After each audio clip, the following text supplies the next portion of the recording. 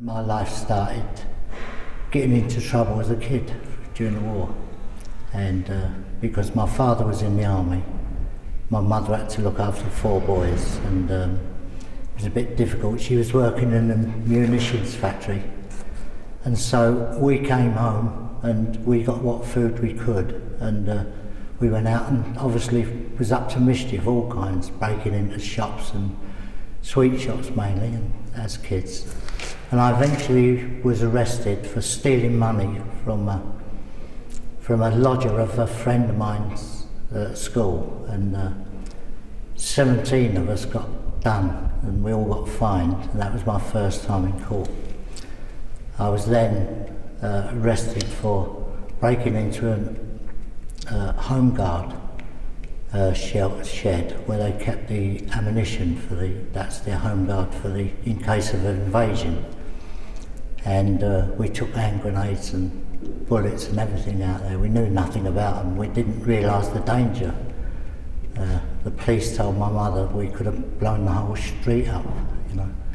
And I went to, with 2 other boys, went to court, and because I had no parental control, as they put it, I was sent to an approved school. And that's the first time I was ever away from my family. I was about 12 and a half, maybe coming up to 13 then. And I went to a remand home first, St Nicholas House, that was in Enfield. And I waited the selection of going to the approved school, and it was St Vincent's approved school, which had originally been in Dartford, Kent, and it was run by Catholic brothers. And I waited about 4 months in the remand home, and I was so pleased to get out of it. I thought I was going to something like utopia, and I was to get a quick shock when I got to St Vincent's, which had been evacuated to Devon because of the bombing. And the V2 and V2 rockets were coming into London in those days, and so we used to sit and watch those while we were in the remand home, the old V2s coming over.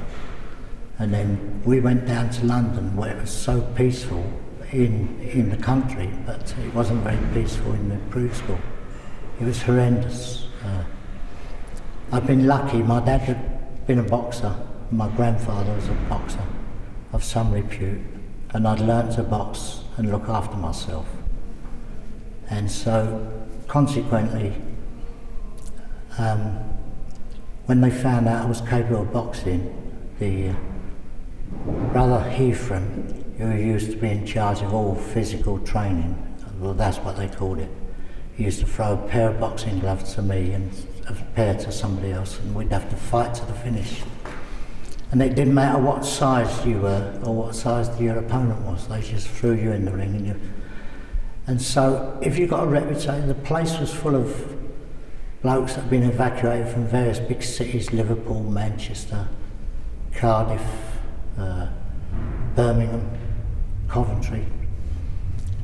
I eventually went through that place. It was horrendous. As I describe in my book, I had some terrible times in the approved school. I eventually won the Home Office Championship boxing, and my life took on a little bit easier. It was a bit easier for me to live in because of the things that I'd done for the school. I'd become a champion, and so I came out of there when I was 16, and the war just finished at that time. 1945, the war finished. I was just nearly 16, I was about 15 and a half then. And still, you couldn't get a job at 15 and a half, because in those days, kids left school at 14, naturally, and they wanted to know what you're doing, what you've been doing for the last 18 months. So you couldn't tell them you've been in an approved school, as you never got a job anyway. So I just used to go around and look for anything. And because of I'd become physically strong, and I was pretty powerful. I used to hang around in Soho in the days when the girls that were on the game, they used to have, all the American forces were still in London in those days, and they were the clients, and so we'd look to them to make sure that there was no American troublemakers, you know.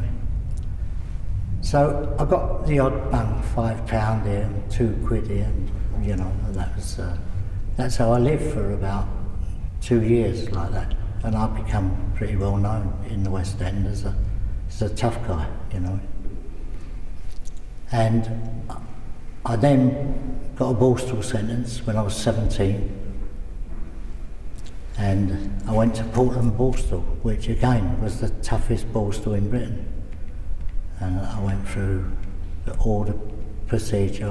By this time I'd had a reputation. I'd had fights with the staff in Worman Scrubs while I was waiting to go to Portland. And you meet people. The funny thing about those days, talking of Frank Fraser, that's the first time I ever heard his name. When I got to Portland, he had just left there, and he apparently had been a bit of a naughty boy.